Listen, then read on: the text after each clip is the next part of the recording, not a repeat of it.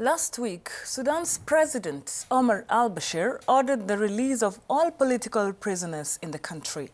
The decision came in response to calls from political parties and groups participating in the country's ongoing national dialogue to grant detainees the opportunity to engage in the political process.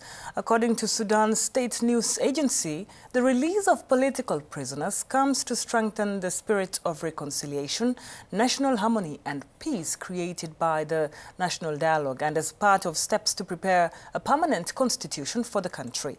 Last month, Bashir ordered about 80 political detainees released weeks after they were arrested amid countrywide protests over soaring food prices and ongoing austerity measures. Absolutely, I'd like to point out that some activists had already been released. As a reminder, the announcement made by Omar al-Bashir came after the ambassadors of the United States and European Union in Sudan urged the authorities to release dozens of people arrested during the demonstrations. In 2016, Sudan had already been in the scene of the protest movement following the authorities' decision to reduce fuel subsidies, a measure that led to a sharp rise in prices. Sudanese authorities had cracked down on protesters in a bid to prevent a repeat of deadly unrest that followed an earlier round of subsidy cuts in 2013. At that time, dozens of people were killed when security forces crushed a demonstration, the rights group said. Rabi Abdul Ati is Sudan's government spokesperson and is also a member of the ruling National Congress Party. He joins us now to find out more details regarding this announcement by President Omar al-Bashir to release all the political prisoners in the country. It's great to have you today in the program, sir. So a question many are asking, what's the motive behind President Bashir's decision to release all political prisoners? The decision of the President of Sudan, Field Marshal Omar al-Bashir, is about to release all political prisoners so that these those prisoners should take part and participate in the national activities, especially this period which will remain from the presidential period up to the 2020 will be a period of stressing upon the designing of constitution, and this constitution will be a permanent constitution which will govern the relationship between citizens and the government, and also will govern the relationship between political parties so that we can reach to the point of the democratic transformation and peaceful coexistence of power, and also the power sharing and also wealth sharing all through the country.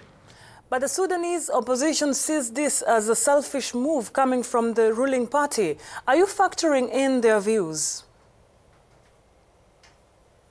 According to us in the National Congress Party, this decision of the President, as he is also the leader of the National Congress Party, the ruling party, we look to it as a decision to pave the way for a wide spectrum of freedom for all political parties.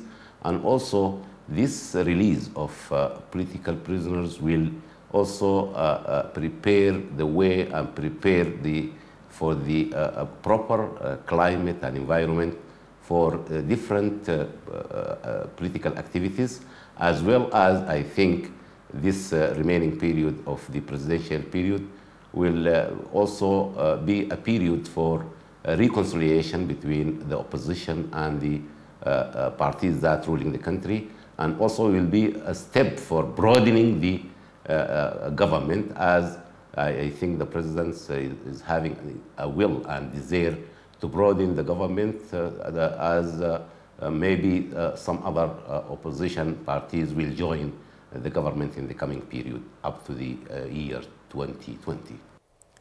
And given the history of divisive politics in Sudan, do you think this is what is needed to mend fences among political parties, for instance?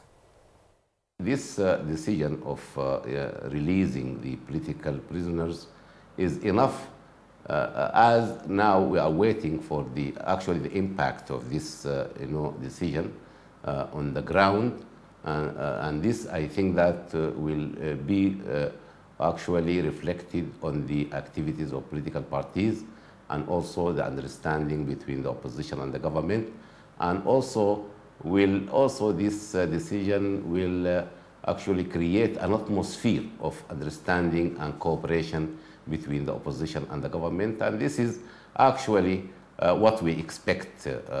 I don't think that this release is not enough. It is actually 100%, will assist the government and will also make the opposition understand the government and cooperate with the government so that this will be for the benefit of the country and not for the benefit of the ruling party.